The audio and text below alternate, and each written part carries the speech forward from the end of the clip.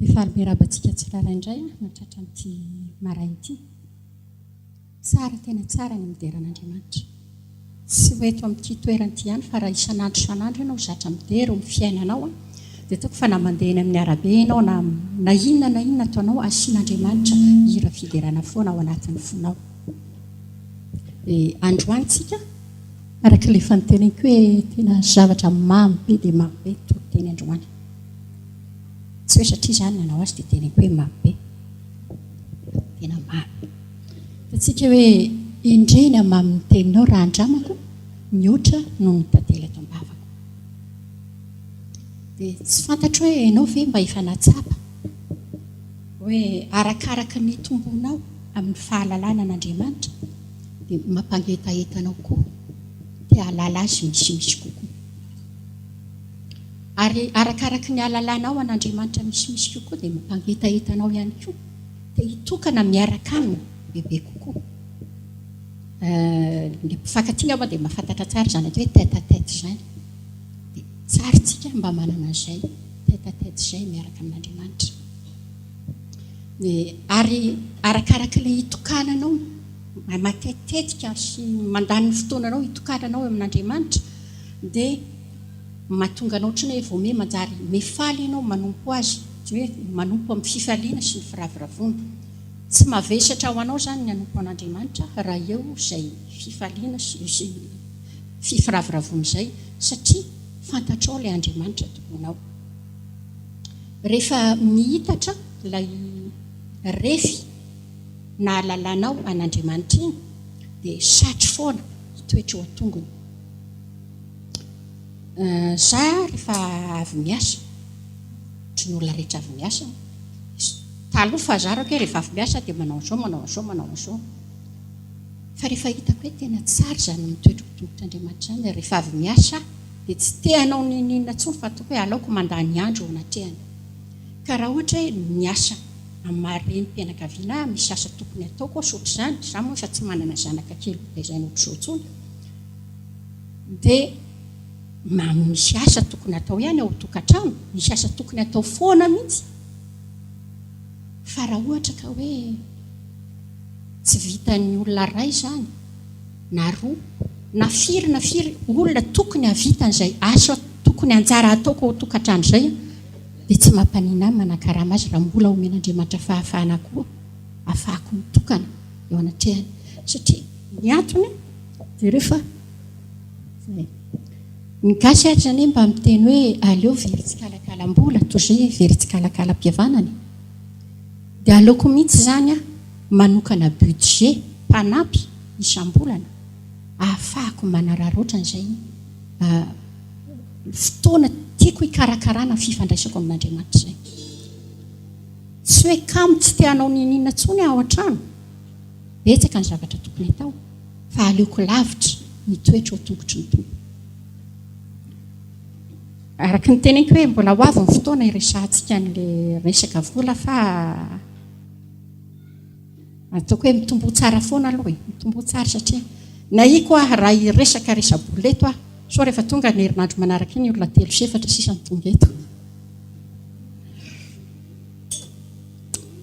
Dia tsy mahamona aminaina ny mitoetra eo an-tongotr'Andriamanitra.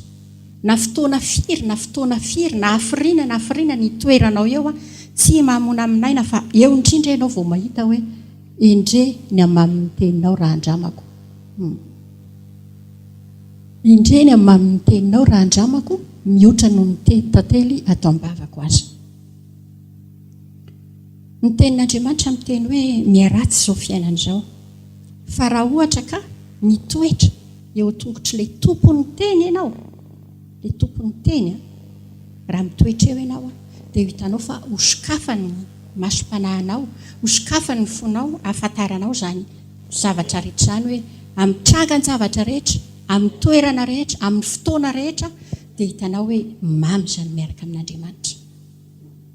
Dia ity fifampizarana ataoko androany ity moa ahitsiko kely ny teny fa matetika misy ny teny hoe ianao angana mpianatra.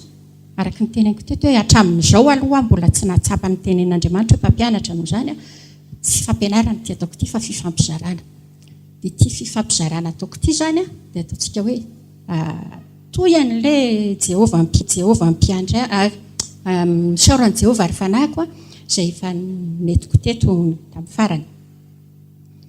Dia raha antsika malala fa tsy ho ampy mihitsy ny teny hoentiny izany hatsaran'Andriamanitra izany. Ekeko fa voafetra dia voafetra ny fahatakarantsika olombelona, fa na dia izay kely fantatritsika izay raha tsy ho voalaza ny teny amin'ny maha olombelona fotsiny ihany. Dia ataoko hoe na tontolo andro aza ianao hidera sy hisaotra an'Andriamanitra tsy ho ampy izany. Maika moa fa raha ataontsika hoe efa tonga eto ianao sabotsy izay mitarika vao manintana anao hoe misaro an'i Jehova amin'izay nitondrana ianao mandritra izay enemana izay. Izany anga fa nandritra n'ilay enemana inona no nataonao no aty ianao vao atosika hoe misaora an'Andriamanitra, tsy fantatra hoe tokony hisaotra azy ianao amin'ny zavatra rehetra. Dia androany izany dia tia hampirisika antsika hoe andramika izaho hoe fa tsara Jehova, sambatra izay olona mialoka aminy. Dia araka ny fanlazaiko tamin'ny farany hoe aza mijanona eo amin'ny kianjan'ny fiderana ianao, mirosoa amin'ny hevitra masina indrindra fa efa nisokafan'i Jesosy ny lalana makao. Ahitanao fa tsara lavitra ny mikohaka eo anatrehan'ilay mpahary noho ny mijanona ny kianjan'ny fiderana. Mahafinaritra ny fiderana, mampafana fo, tsy haiko, mahafinaritra fa saingy aza mijanona eo ianao. Da aza tiany fa tsy ny kristianina ihany no antsoina hideran'Andriamanitra, tsy ny olona rehetra ihany koa, fa ny voary manontolo na ny mananaina na ny tsy mananaina dia samy natsoina hideran'Andriamanitra. Salamo 148 ny jerevantsika tamin'izay. Fa raha ny voary manontolo no antsoina hideran'Andriamanitra, ny olombelona ihany no afaka manao fiankohofana eo anatrehany. Tsy ny olombelona rehetra nefa, tsy ny kristianina ihany koa, fa ireo izay manana ilay esprit de sacrifice izay niresantsika tamin'izay hoe Genesis 22:5, ireo ihany no afaka mikohaka. Dia toy izany koa raha jerentsika ilay tabernakely. Ny tabernakely tamin'ny nandrony nanaovan'i Mosesy azy araky ny tabernakely izay nasehon'Andriamanitra azy dia misy fidirana makao. Ilay fidirana makao amin'ny kianja ngeda be, 20 akiho izy na hoe 10 metatra izany. Satria nahoana? Satria ny olona rehetra no antsoina hiditra eo an-kianja. Ny olona rehetra izany no antsoina makao, nefany tsy ny olona rehetra no mety mandeha makao. Alaon'ny olona mijanona ny ivelany. Rehefa miditra indray ianao tafiditra eo amin'ilay kianja, dia ilay miditra eo amin'ilay fitoerana masina indray efa réduit de moitié, efa atsasaka ilay varavarana fidirana ery izany. Dia raha ohatra ka 10 metatra ny habean'ilay izany dia 10 metatra ny fidirana makao amin'ilay efitra masina. Io toeran'ny efitra masina eo dia tokony ao no mametrahantsika ny entantsika rehetra ao tongotry ny hazo fijaliana. Kanefany ilay miditra makao amin'ny efitra masina indrindra dia mbola kely ihany noho izay, 2 metatra fotsiny ny varavarana fidirana makao amin'ilay efitra masina indrindra. Dia nefa tsy tiany Jesosy kory tsika hoe hijanona ao amin'ilay efitra masina, fa tiantsika hitoetra ao amin'ilay efitra masina indrindra, mandraka hariva. Roviana mandraka hariva. Rehefa maninona mandraka hariva. Na inona natao na inona natao dia mandraka hariva izany. Ao foana tsika ny tokony hitoetra. Ary rehefa vitan'i Jesosy ny famonjena dia nisokatra foana ireo lalan'ireo fidiran'ireo fa tsy nikatona intsony. Dia tamin'ny andron'ny testameta taloha, ilay fidirana avy aty ivelany makao amin'ny kianja izany natao hoe porte du chemin. Dia ilay fidirana makao avy amin'ny kianja makao amin'ny efitra masina, porte de la vérité. Dia ilay fidirana makao amin'ny efitra masina makao amin'ny efitra masina indrindra natsoina hoe porte de la vie. Dia izy anefa no lalana, chemin, vérité, fahamarinana sy vie, fiainana, Jesosy. Dika izany tsara tsika manandrana izany hoe ahoana izany mitoetra ao amin'ny efitra masina indrindra izany. be dia be ny mety hoe ka sarotra izany manao sakrifisy izany ty azy efa fiainana manahiranyity fisengena tonga an' Jesosy hoe miezah mihiditra amin'ny lalana ety mila fiezahana izy io tsy hoe vidiana akory le famonjena fa mila miezaka tsika miditra ao amin'le hevitra masina indrindra araka ny teneniko hoe ny famonjena natao an'ny olona rehetrarehetra fa saingy tsy ny olona rehetrarehetra ny voavonjy satria tsy ny olona rehetrarehetra nanaiky nandray an'le famonjena dia midira ao amin'ny hevitra masina indrindra dia ho hitanao ny fahamamiana izany hoe fifandraisana amin'Andriamanitra izany nahoana moa ny lazaina hoe mamy noho ny tantely eto am-bava ny tenin'Andriamanitra ny tantely dia isan'ny zavaboarin'Andriamanitra samy mahalala tantely daholo angambontsika rehetrarehetra mety efa nisy mikekeriny azy bibikely manana elatra tsy manaikitra moa izany fa manindrona bibikely manana elatra izay mamokatra nektara antsoina hoe tantely ny tantely misy tantely izany le biby fa tantely koa le zavatra avoakany raha ny baiboly izany no jerena dia ahoana ny zavatra lazainy momba ny tantely na teny amin'ny vatolampy aza dia nahitana tantely araka ny voalazy eo dia Deutéronomie 3:17 tapany bia dia zao ny voalaza hoe nampitsetsitra azy tantely avy amin'ny vatolampy izy ao amin'ny Salamy 1:20 dia tantely avy amin'ny vatolampy no ampikisako anao izy anefa ny vatolampy Jesosy taiza koa no nahitana tantely na dia teny amin'ny hazo azy ifandresantsika teto no amin'ny Samuela 1:4 rehefa niditra tao anaty ala ny olona dia nahita tantely nitsororoka le miel de date tia ny resahany ity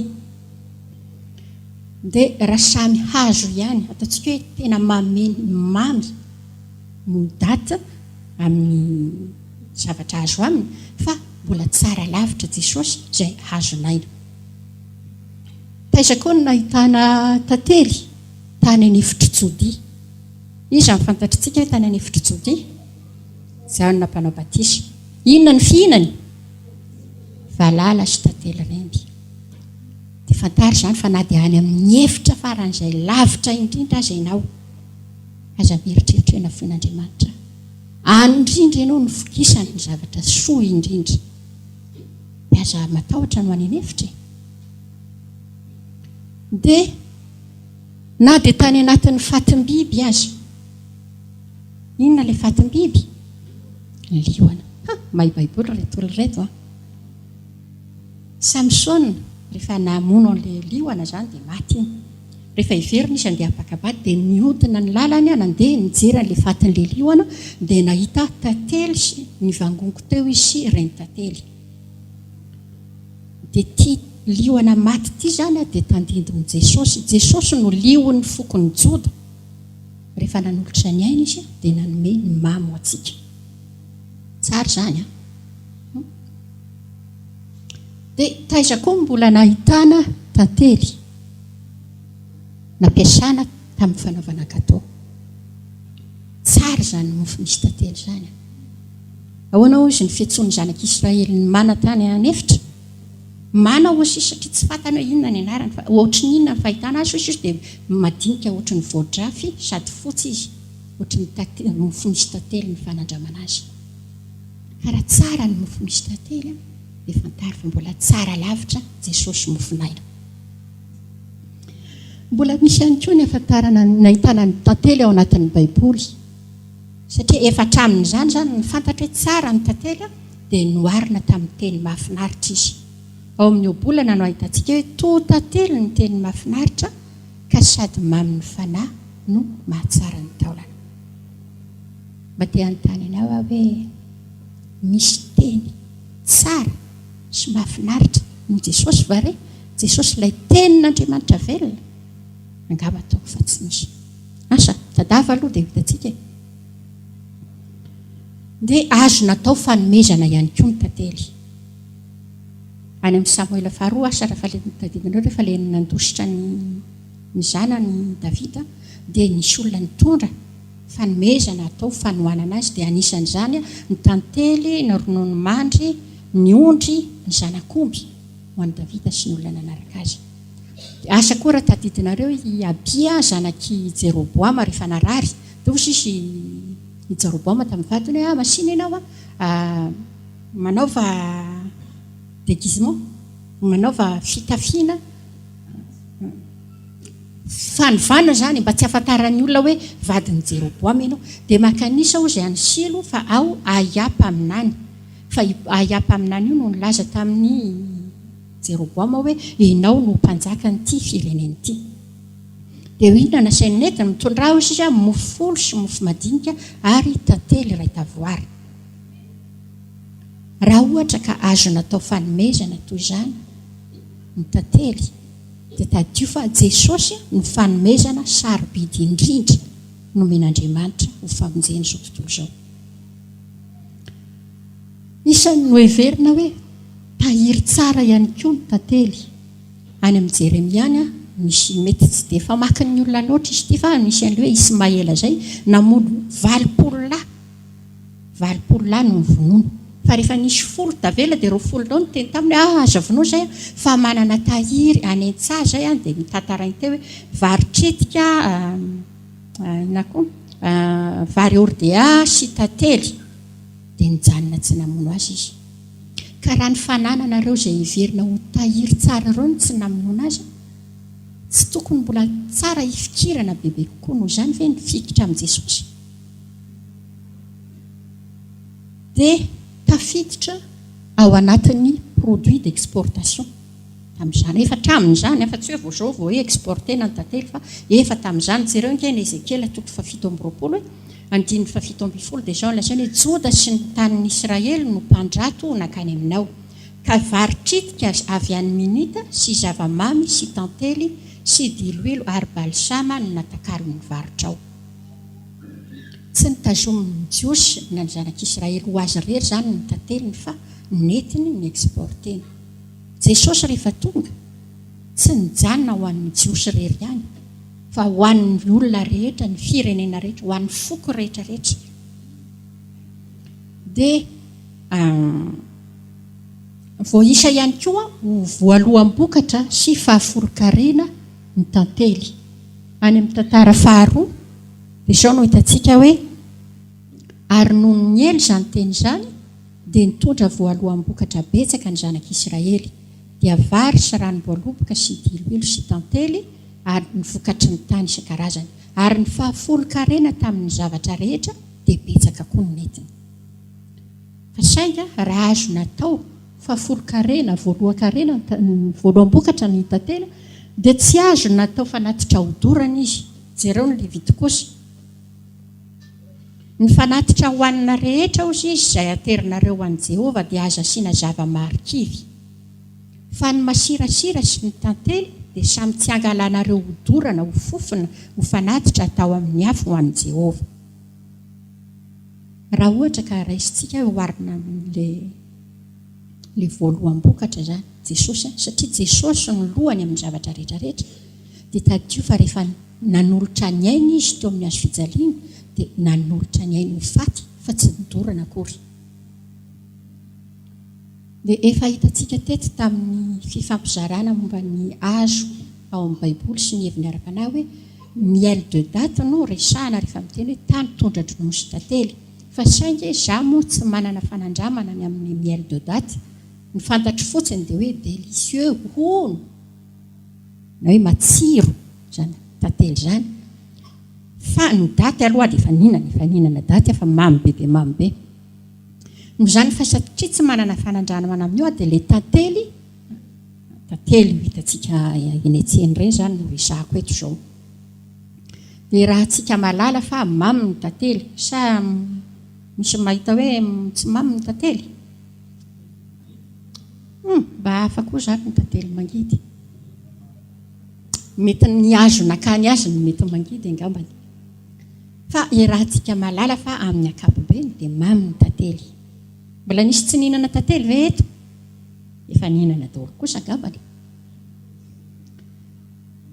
dia tsy vitany hoe mamy fotsiny ilay tantely fa manana vertu be dia be izy ity zavatra mahasoa dia mahasoa zany ny tantely na eo amin'ny sehatra ny fahasalamana na eo amin'ny sehatra ny kosmetika eno tsara zany izy ity fa iresaka produit de beauté tsika rehefa avy eo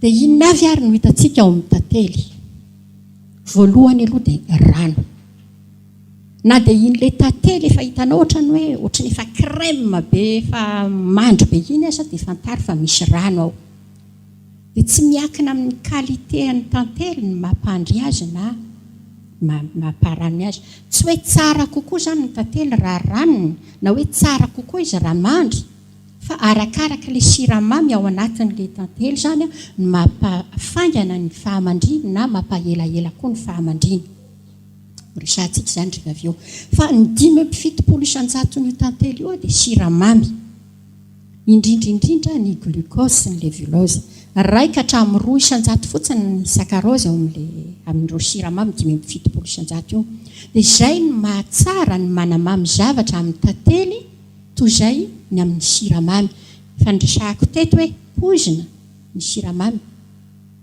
ampiasaintsika io indrindrindrindra moa rehefa siramamy efa tena faran'izay fotsy izy dia pozina io mbola lazaiko eto koa raha fa mbola pozina lavitra no ny siramamy sucre de canne sy ny sucre de betterave pozina noho izay le édulcorant na le siramamy ampiasain'ny diabétique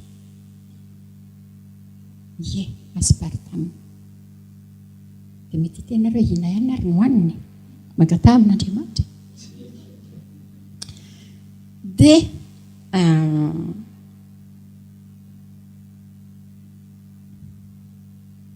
tsy ny diabétika ihany nefa no mampiasa an'ilay édulcorant io fa jereo vange amin'ireny sakafo vita industriel ireny mba mizara nge mamaky an'ireny etikety ireny nareo hoe matetika misy hoe édulcorant dia ilay édulcorant zany izay lazaiko hoe ohatran'ilay siramamy ny diabétika dia ny lasisika teo hoe rehefa mandeha ny fotoana dia manana tendance ahandry ny tantely dia arakaraka ny siramamy ao anatiny mahafangana mahela izay fandriny izay dia raha betsaka zany ny glucose ao anatin'ilay tantely dia vetivety kokoa dia mandry ny tantely ohatrany hoe ny miel de trèfle zany dia angana izy dia vetivety dia mandry fa tsy mijanona ranony fa raha ohatra kosa ka fructose ny betsaka ao amin'ilay tantely dia elaela ilay tantely vao mandry ohatrany hoe ny miel d'acacia ohatra dia maharitra na dia 2 taona aza ny miel d'acacia mipetraka eo dia mety mijanona ranony foana izy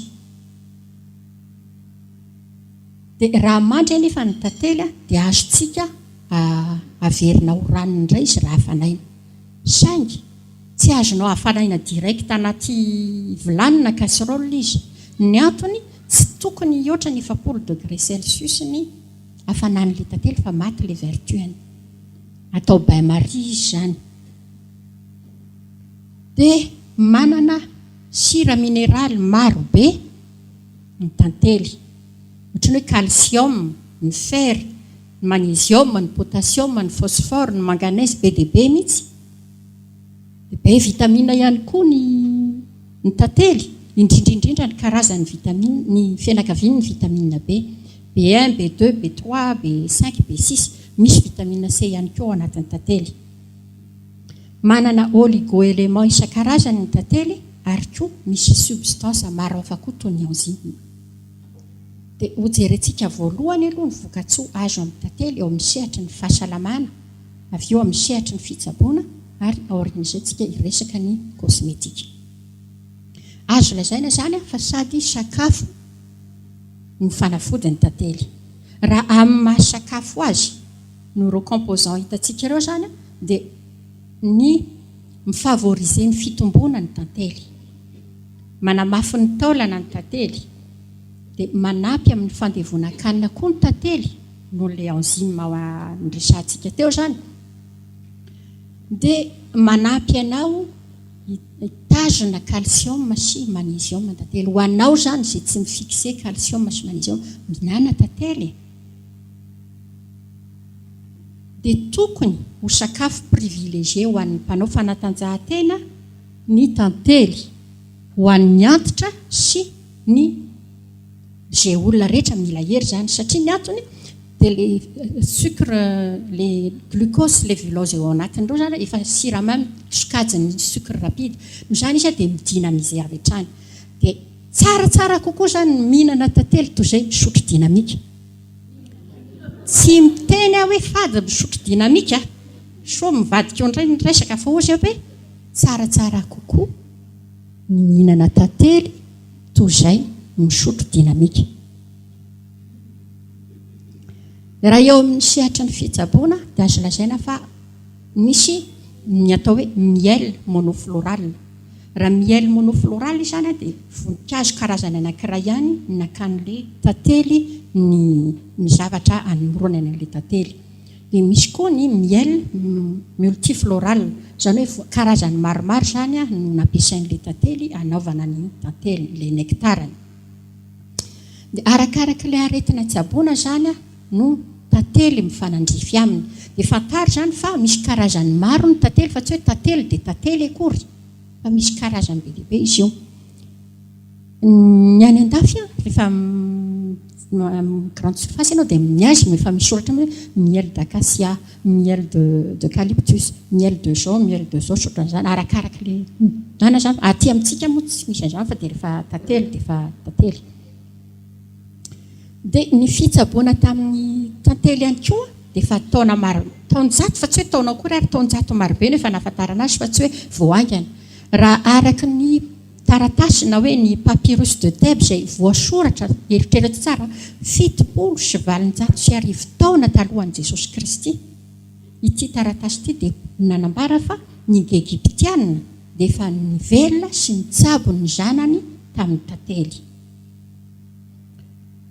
Ny tantely anefana noreo le complexité ny composant andreo dia tsy azo omena ny zaza latsaky ny 12 volana.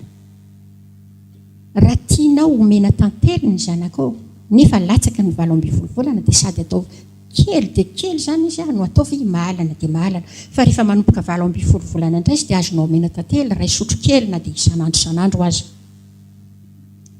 Hippocrate dokotera, tena dokotera lehibe izy ity. Indrindra tamin'ny andron'ny antikité izy dia velona tamin'ny taona 970 ka hatramin'ny 770 talohan'i Jesosy Kristy. Dia izy dia tena nilaza mihitsy hoe mahela velona indrindra ny fampiasana sy ny fihinanana tantely.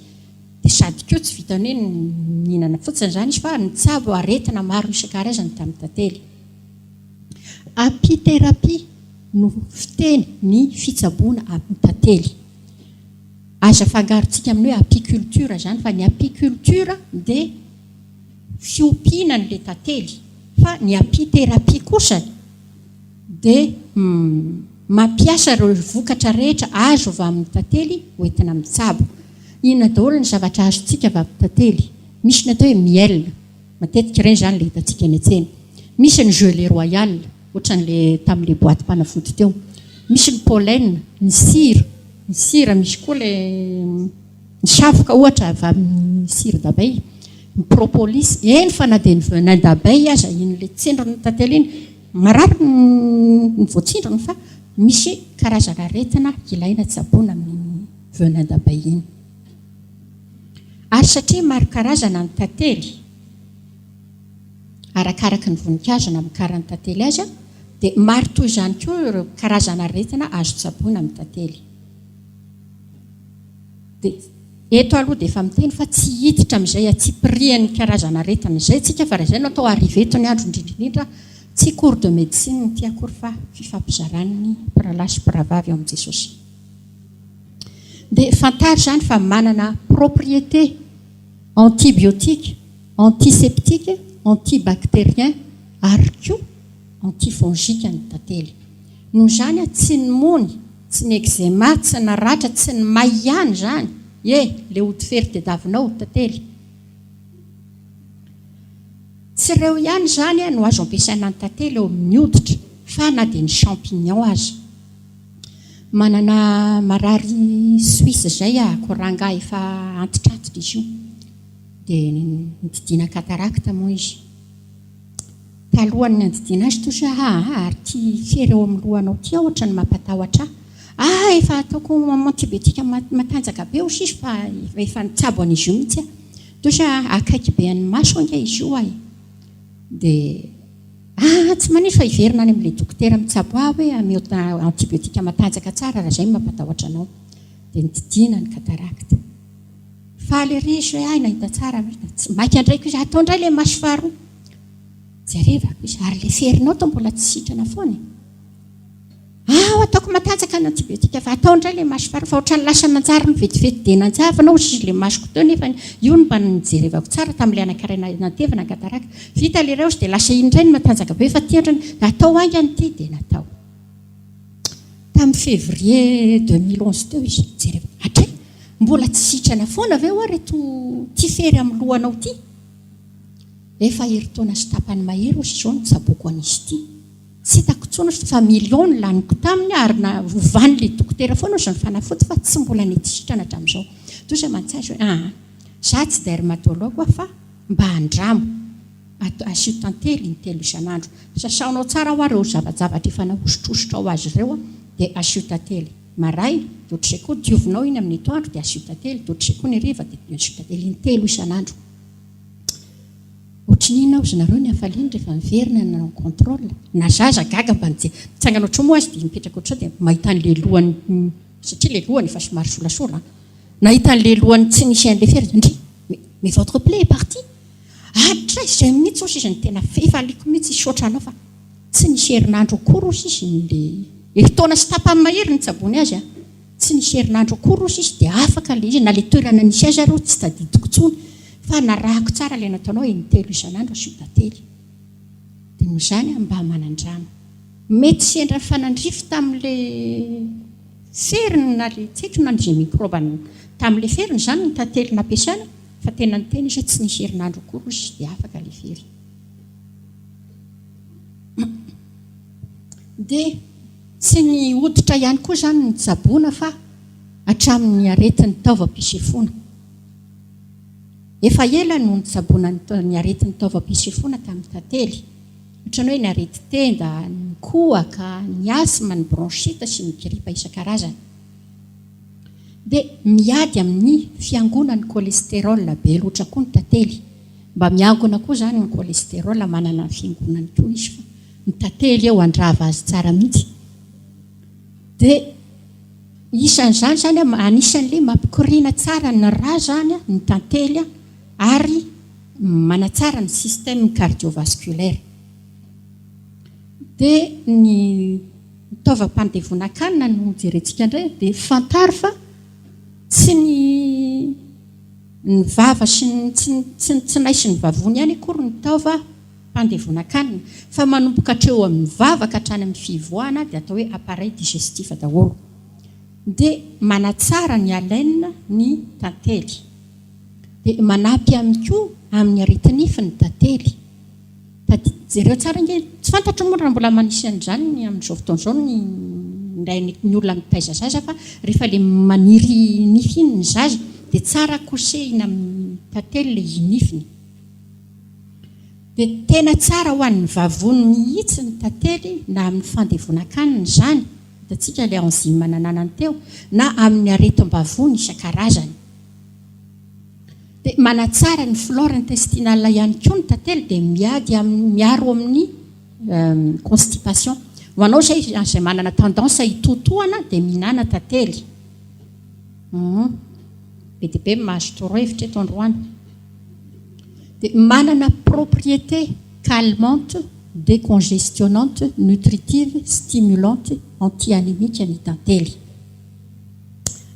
Asa raha tadiditsika Jacob rehefa voatery hoe tsy maintsy hiverina tany Egypte hividy vary ny zanany dia ozy izy hoe jerentsika ao amin'ny Genesis 43:11 ary hoy Israely rainy taminy raha izany ary no izy dia izao nataovy analao ny vokatra malaza amin'ny tany ka ataovy ao anaty fitondranentanareo dia ento midina aterina ho andray lehilahy dia balsama kely sy tantely kely, dia tikazo nikota sy lota sy pistaki ary amigdala.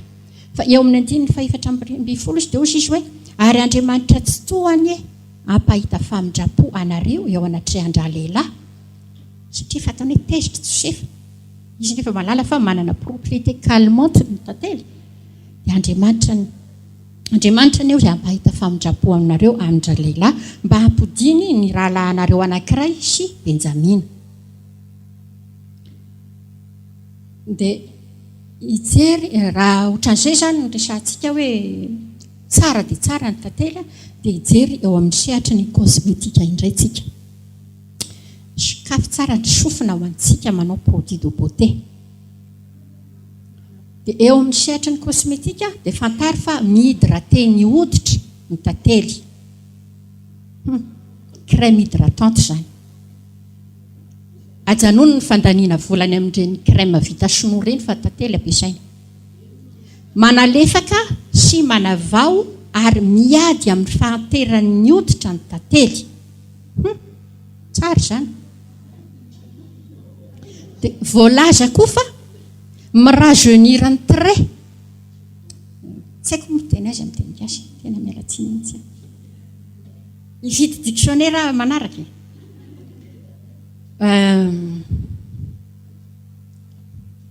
Mirajeunir ny trait, tsy haiko manambara azy. Dia mamerina ny éclat-ny hoditra ary manalefaka ny tasy azo avy amin'ny fahanterana ny tantely. Rehefa miantitra zany ny hoditra dia mana-tendance hisy an'ireny le tasitasy ireny. Dia fantaro ary sakafo tsara ny sofina fa na ny peau normale, na ny peau sensible, na ny peau sèche, eny fa na dia hatramin'ny peau à problème aza dia manana ny tandrifiny azy raha ny produit de beauté vita amin'ny tantely no resahana. Tsy fantatro, inona mbola tadiavina mihoatra an'izay? Asa, ny azoko amehezana azy zany raha ohatra ka produit de beauté ny tenenina dia hoza hoe avis aux amateurs.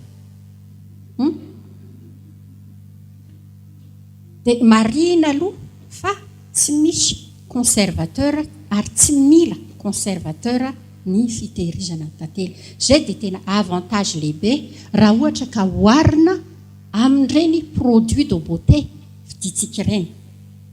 Ho asintsika resaka kely ty parabène ity satria voalaza fa 80% ny produit de beauté dia conservena amin'ny parabène. Ity parabène ity dia substance synthétique azo avy amin'ny produit chimique antsoina hoe acide d'ester, ester d'acide para-hydroxybenzoïque. Dia be dia be karazana izy ity fa ny matetika ampiasaina amin'ireny formule amin'ny produit de beauté ireny dia ny méthylparabène, éthylparabène, propylparabène ary ny butylparabène. Dia fantaro anefa fa ny étude britannique izay nivoaka tamin'ny taona 2004 dia nilaza fa manana effet secondaire mifavoriser cancer du sein ny parabène. Za aloha dia na ny dentifrice raha ho any dia vakiko inona ny ao anatiny. Noho izany minaritsika mba mizaha hoe inona ny zavatra ao anatin'ny zavatra vakitsika. Misy etikety izy ireny. Dia étude hafa ndraiky koa nefa dia milaza fa mahatonga stérilité, fahamombana eo amin'ny lehilahy ny parabène. Ny mousse produit de beauté fa lazaiko anao. Ary koa satria efa tena mahazo vahana dia mahazo vahana amin'ny tontolo iainana le culte de l'apparence dia mitombo maro tena tsy ataoko hoe tsy mena mitantsony amin'ny isany, amin'ny amarony ny produit de beauté voatokana ho an'ny lehilahy amin'izao fotoana izao. Dia oza hoe tsy le produit de beauté loatra akory ny ratsy kanefa na izany ary fantaro fa misy industrie, tena industrie diabolika mihitsy trandraka amin'ireny famoahana an'ireny produit de beauté ireny. Izay tsy ny produit de beauté ny ratsy amin'ny maha produit de beauté azy, fa fantaro hoe inona ny manosika anao hividy an'ireny produit ireny. Raha ohatra hoe resaka ranomanitra tsika izao averiko tsy ny ranomanitra ny ratsy fa inona le mobile anao ohatrany mbo hitako hoe hafahafa ihany raha kristianina ianao na ranomanitra ao efa fantatrao hoe iny ranomanitra ihany mbola tsy miditry ny varavarana akory ianao fa mbola any efa fantatrao miainika any ranona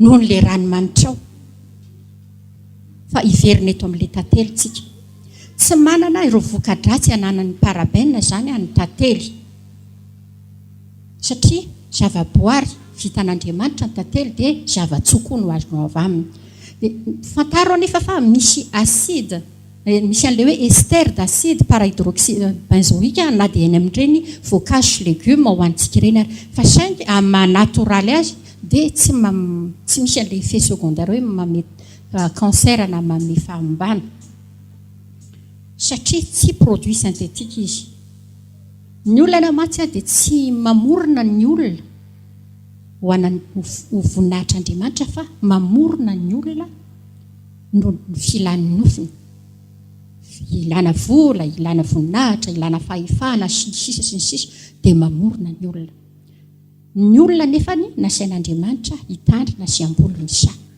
no zany zavatra naturel koa zany no tokony ataontsika fa izay fakatsika tahaka ny devoly izay amin'ny fiimitenan'Andriamanitra amin'ny zavatra ataony dia azontsika hatramin'ny ny fisarahan'Andriamanitra tamin'ny olombelona dia lasa n'ilay devoly ny davintsika fa tsy manahaka an'Andriamanitra tsika dia fantaro anefa fa be dia be ny zavatra simba rehefa mampiasa produit synthétique tsika raha raisitsika ohatra ny insecticide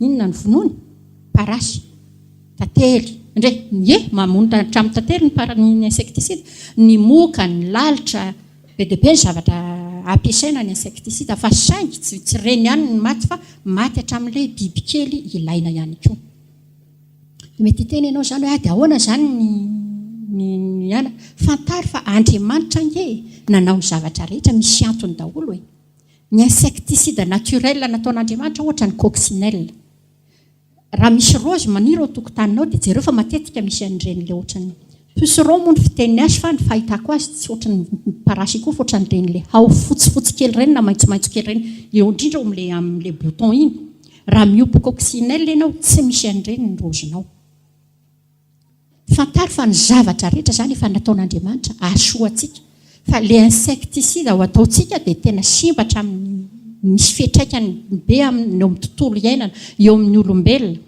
fantaro angefa fa raha maty ny tantely ringana dia mety ho ringana hatramin'ny olombelona koa be dia be mihitsy ny zava-maniry izay tsy ho velona tsy ho hitantsika ntsony satria misy zava-maniry tsy afaka se reproduire raha tsy eo ilay tantely manao an'ilay pollinisation dia ataontsika hoe ambangovankony aloha zany izay nyresahana momba ny soa azo raisina avy amin'ny tantely izay raha hikandraka momba ny tantely ianareo tena be dia be mihitsy fa saingy voatery tsy maintsy fitinina izy anjaranareo no mijery rehefa avy eo dia azo lazaina zany fa mahasahana ny momba antsika manontolo ny tantely fivelomana amin'ny mahasakafo azy fitsaboana amin'ny mahafanafody azy ary fahatsara-tarehy amin'ny mahaproduit de beauté azy ahoana nefany ny tenin'Andriamanitra nitatsika teo endreny amin'ny teninao raha andramako mihoatra izy tsy miteny hoe mitovy mihoatra noho ny tantely ato ambavako azy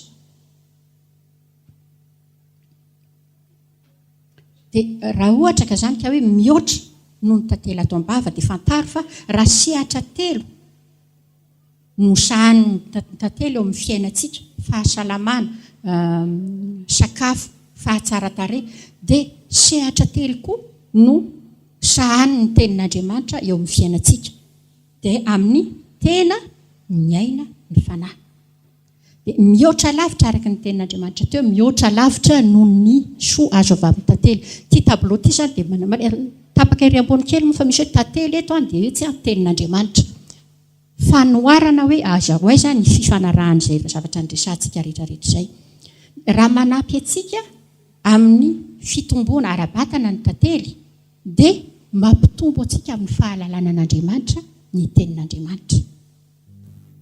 Tsy ny miaino azy fotsiny fa ilaina mihitsy ny fampiarana ny tenin'Andriamanitra raha ohatra ka te hitombo ianao. Raha manampy antsika hifikse calcium sy magnesium ny tantely dia manampy antsika hifikitra sy hifahatra amin'ny Jesosy ny tenin'Andriamanitra, mampiorina antsika eo ambonin'ny vatolampy izany. Arakaraka ny velomantsika amin'ny tenin'Andriamanitra izany no ampiorenana antsika eo amin'ny Jesosy sy hahafahantsika mifikitra sy mifantana aminy, mifahatra aminy. Raha manampy antsika eo amin'ny fitsaboana ny rofontsika isan-karazany tantely, araka ilay zavatra niresantsika be dia be teo, dia ahoana ozy izy? Aina ho an'izay mahazo azy ary fahasalamana ho an'ny nofina rehetra ny tenin'Andriamanitra. Io angambany aloha dia tsy mila fanazavana fanampiny fa miteny ho azy. Dia atao amin'ny manaraka indray hoe raha manampy antsika amin'ny équilibre ny système nerveux antsika ny tantely, dia mahatonga antsika kosa hoendry no mpampianatra antsika rehetra ny tenin'Andriamanitra.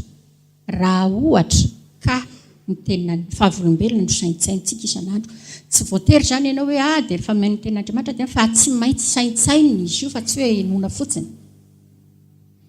Variana mihitsy ianao mahita olona atao hoe manam-pahefana na atao hoe manam-pahaizana eo amin'izao tontolo izao kanefa tsy manam-pahendrena. Sasany ary aloha dia tena hoe ataontsika hoe directeur inona nefa ny ataontsika hoe izay fahalalam-pomba izay heverina ho élémentaire indrindra aza tsy ananany. Anjarantsika mikatsaka fa ny tenin'Andriamanitra dia manampy antsika hoendry no ny mpampianatra antsika rehetra ny tenin'Andriamanitra. Raha manokatra ny fahiratan'ny masontsika ny tantely, asa tadidinareo Jonathan sy ny mpitondra fiadiny, dia fanilon'ny tongotra sy fanazavan'ny lalantsika kosa ny tenin'Andriamanitra. Io koa ngamba tsy mila ampiana resaka. Raha manampy antsika eo amin'ny fikolokoloana ny fahatsara-tarehantsika ny tantely, dia fantaro fa mamelombelona ny fanahintsika ny tenin'Andriamanitra ary mahatonga antsika tsy hisy petina na fiketronana na ny toy izany. Tadio fa fiangonana madio sy masina tsy misy tsiny no ampakarin'i Jesosy. Ny olona rangera amin'izao tontolo izao mifidy sy mifantana rehefa apakatra, ilay ampakarina avy eo miomana dia miomana ery, maika moa fa ny ampakarin'ny zanak'ondry tokony hiomana isan'andro isan'andro. Dia raha ohatra ka mila fitandremana tsy ohatry ny 100 degré ny hafanana ilain'ny tantely fa manjary maty ilay vertuany, dia mila fitandremana ihany koa ny fandraisana ny tenin'Andriamanitra, tsy ho raisina amin'ny hafanam-po fotsiny, manjary mahatonga antsika hanao interprétation personnelle izany. Dia raha mba fantatrao ve ahoana no tahotra ny mpandika ilay mpanoratra ny Baiboly tamin'ny fotoana taloha izany, na dia ataontsika hoe raha vao misy tsipika kely na dia diso kely ary dia fa tena nanahy mihitsy izy hoe sao dia sanatria misy an'izay dia tena natahotra mihitsy izy mba tsy handika vilana. Dia isaky ny ho babo ny zanak'Israely dia matetitetika babo, fa isaky ny ho babo ny zanak'Israely dia ararotan'ny Satana izay misy olona tsy maintsy etsehany foana ao anatin'ny zanak'Israely handika vilana ny tenin'Andriamanitra. Dia rehefa taty aoriana ary dia nisy ireo jiosy, tokana jiosy tena niezaka mihitsy hoe hiady amin'izany fandikana vilana ny tenin'Andriamanitra izany tsika fa ampiorentsika ny authenticité ny tenin'Andriamanitra. Dia tamin'ny taonjato fahaenina tao aorianan'i Jesosy Kristy dia nisy reto atao hoe masorety reto izay jiosy tena niaro dia niaro ny fanoratana ny Baiboly izany. Dia rehefa mandika izy izany dia tsy marina fe mety amin'ny mpanorandalana azy sy ohatr'izany fa haintsenjery ny tenin'Andriamanitra fa tsy mba nadika hoe Jehovah mpiandra dia sorataka hoe Jehovah mpiandra tsy hanan-java-mory azy, tsy izay no nataony. Fa mba tonga azy tsy handisona dia tsipika kely azy dia vakiana ilay teny ho adika Jehovah ny mpiandra, dia isaky ny anoratra izy dia soratana hoe Jehovah, sady mitonona izy hoe Jehovah dia soratana Jehovah. No dia tonono no dia soratana no. Mpiandry dia tonono ny mpiandry dia soratana mpiandry. ahy dia tononona ahy dia soratana ny ahy. Tononona tsirairay ohatr'izany tena asa be zany falazaiko anao. Ary maika moa fa rehefa misy hoe anoratra ny anarany hoe Jehova izy dia diovina sasana le penina nampiasaina teo, satria tamin'izany fotoana izany mbola penina nampiasaina, tsy taratasy ihany koa no nampiasaina fa natao hoe parchemin. Le parchemin zany dia hitanao vonoina le biby madio dia diovina ny hoditrany dia amaina, dia rehefa maina iny hoditra iny dia amin'iny ny anondratana. Tamin'izany zany mbola fomba nanondratana tamin'izany fa tsy mbola misy le taratasy. Dia rehefa anoratra ny hoe Jehova izy dia tsy le penina ihany ny diovina fa lasa koa izy midio ara-batana mihitsy mba tsy antotoana ilay anaran'Andriamanitra. Ka nafiry zany ny soratra amin'ilay hoe Jehova le frazy anankiray dia lasa foana izy manao ohatra hoe sasana ny penina dia lasa midio ohatr'izany. Tosa hoe tsy mbola nahita ako raha ny Baiboly arak'izay nanondratana azy izay zany hoe boky manatantara ohatran'izany. Amin'izao fotoana izao moa efa mandroso dia efa tapena sy ny karazany. Diso kely ity, kitsikitsikitsik toinao dia efa fana sy ny karazany. Fa tamin'izany raha fa sanatria na dia tsipika kely aza diso amin'ilay fanondratana dia tsy hoe rovitina moa izany fa foanana mihitsy ny parchemin iny fa tsy azo nampiasaina akory hoe amboarina fa tena tsy azo nampiasaina fa maka vaovao indray. Toy hoe aiza ho aizany izany ry ny fanajantsika n'ilay anaran'Andriamanitra. Tsy haiko hoe rehefa mitonona ny anaran'i Jehova ve ianao mbo tena saina hoe izy zany Jehova zany, inona hatraiza ny fahalehibiazan'izany Jehova izany. Dia ataontsika hoe parenthèse lavalava ihany fa hiverina amin'ilay tantely tsika fa sary lasa mivoana. Padio fa ataontsika hoe na afaka mifaninana amin'ny tenin'Andriamanitra aza ny tantely arak'izay lafiny maro be dia be hitantsika izao. Fantary fa na dia manome fahaela velona aza ny tantely. Hitantsika hoe hatramin'ny Hipôkraty aza mbola nampiasa ny tantely, nilaza fa hoe mahela velona indrindra ny fampiasana tantely dia voafetra ho eto amin'izao fiainana izao ihany ny heriny. Fa ny tenin'Andriamanitra kosa ilay tsy mba ho levona dia afaka mitondra anao any amin'ny fiainana mandrakizay. Amen. Dia fantaro fa tsy hoe eto amin'ilay fiainana ity zany hoe fity dia izay vao avy ny fiainana mandrakizay, fa rehefa nandray an' Jesosy ianao dia eto efa manomboka ilay fiainana mandrakizay. Satria izany fiainana mandrakizay zany amin'ny tsy manam-pahataperana azy dia efa hatramin'izay mandrakizay tany aloha tany efa nisy sy mbola mandrakizay any aorianany. Ka amin'ny fotoana izay nandraisanao an' Jesosy Kristy ho tompo sy mpamonjy ny fiainanao manokana dia efa nahazo ny fiainana mandrakizay ianao. Tsy ety zany ny hoe hiteny hoe dia efa mahazo ny fiainana mandrakizay dia efa tsisy fijaliana satria Jesosy aza ny teny hoe ety amin'izao tontolo izao no ahitanareo fahoriana. Fa eto tsika dia efa mahazo an'ilay fiadanany. Ilay fiadanany tsy miandry antsika any akoatra zany vao azo fa eto dia efa omena ny fiainana mandrakizay.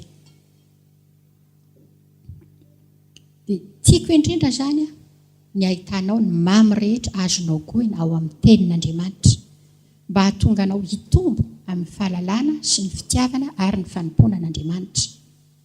Maniry koa ara maniry raha isika tsirairay avy eto samy ahita tsirony amin'ny fifandraisantsika amin'Andriamanitra eo amin'ny fiainantsika andavanandro isanandro fa tsy aty amin'ny fivoriam-bavaka ihany. Tadidio fa ny tena teto tamin'ny tsy tadidiko tsony resaka finoana angambany hoe ny fiainam-piangonana tsy manomboka amin'ny fivoriam-bavaka fa manomboka amin'ny mpino tsirairay eo amin'ny fiainana andavanandro. Ahoana tsara? Fiainam-piangonana tsy manomboka amin'ny fivoriam-bavaka fa manomboka amin'ny mpino tsirairay eo amin'ny fiainana andavanandro. Any ianao zany vao mana fa tsy aty ianao vao manovokovoka. Dia mirary indrindra koa ny aretanao hatramin'ny farany amin'ny fanarahana an'i Jesosy Kristy izay lalana sy fahamarinana sy fiainana. Tsisy dikany mihitsy ny nanandramanao azy teto raha ohatra ka efa ray metatra alohan'ny idirana any amin'ny fanjakan'ny lanitra ianao hiteny za hiverina. Mba tsy hoenao an'izany. Ry malala mangataka mba ho ambinina so salama amin'ny zavatra rehetra ny ianao tahaka izay hanambinana ny fanahinao ihany. Fa tsy tambesatra aminao any ny faharatsiany izao fiainana izao, fa hitombo amin'ny fahalalana an'Andriamanitra hatrany ianao ka tsy hitsahatra hiporotra ny fisaorana azy ny vavanao rehefa ho hitanao ny fahatsarany manontolo. Amen. Andriamanitra tompo tsara sy mpamonjy ary tompon'ny fiainanay, misaotra fa Andriamanitra tsara tokoa ianao ary manome anay ny tsara indrindra isanandro ao amin'ny fiainanay. Mangataka indrindra tompo mba ahitany ny tsirairay izay manatrika eto, mba akafi ny teninao mihoatra no mitantely araka ny teninao izay ny fampizaranay androany. Mba angetahitanao isanandro izay tsirairay avy. Angetahitanao mandrakariva hivelona sy hitrandraka ny teninao izay fanahy sy fiainana ary fahamarinana. Hikatsaka mandrakariva ny tavanao sy ny herinao. Tsy hery hoety manao fahagagana mampitolagaga Andriamanitra, na hery hoetina anaovana toriteny masondriana avorovahoaka no angatanay, fa hery hoetinay manombo ny nofinay, hialanay ny fahotana sy ny geja ary ny fatotra rehetrarehetra izay mbola mampisaraka anay aminao. Hatonga anay tsisy tsiny, tsisy pentina, tsisy ketrina, fa homendrika ny fofombady apakarinao. Dia mangataka indrindra koa tompo mba ho apetraka ao eto am-bavanay mandrakariva ny teny, mba ny teninao no tonono ny vavanay isaky n'izay miteny izay, ka ho mamy ny teninay, azahoany izay rehetra miaino anay soa amin'ny zavatra rehetra. Dia mbola mangataka ihany koa tompo, aoka ho tsaroan'ny tsirairay avy fa mivelatra mandrakariva eo masonay ny zavaboarinao, izay boky ahitana ihany koa ny fahatsarana ao manontolo, ny zavaboary izay efa nataonao sy noharianao anjakanay. Raha toa kosa nefa ka tsy mivelatra mandrakariva ny baibolinay izay mirakitra ny teninao noho ny asa mandrarasy ny adidy isan-karazany, dia mangataka indrindra tompo amin'ny fotoana izay hitokananay, hitongilananay eo aminao ka hamakinay ny teninao, dia aoka naratsa-tananao mihitsy no anoratra izany ao anatin'ny fonay, ahafahanay mitahiry azy. Dia aoka ho maminay hatrany ny toetra eo an-tongotrao Andriamanitra. Mampianarana hitandrina izay rehetra ampianarinao anay, izay rehetra lazainao aminay mba tsy hisy oraraka tany. Dia tononiko ihany koa ny tsirairay eto ny fahasoavanao Andriamanitra.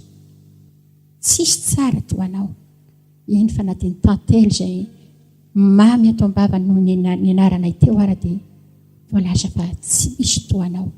Misandrata tompo amin'ny fahatsaranao rehetra amin'ny fiainan'ny tsirairay avy, amin'ny anaran'i Jesosy Kristy. Amen.